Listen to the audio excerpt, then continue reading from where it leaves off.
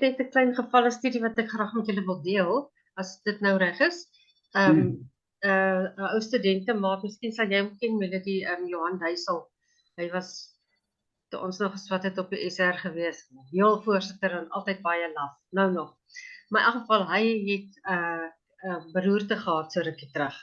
En sy spraak is toe ernstig aangetast. En ons sien mekaar so af en toe. Hy's baie betrokke by 'n organisasie hier wat die dorp vervraai.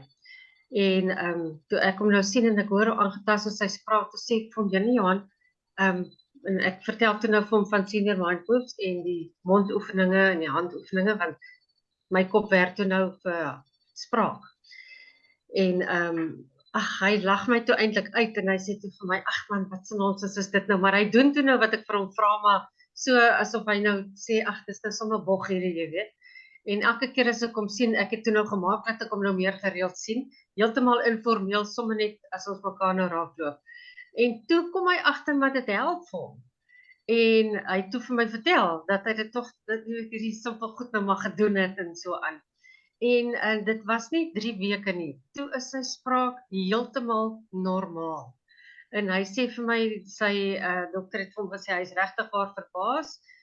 Dit sou regkom, maar dit sou baie langer geneem het as wat dit toe nou wel gedoen het. So die stupid goeters het toe vir hom regtig waar gehelp.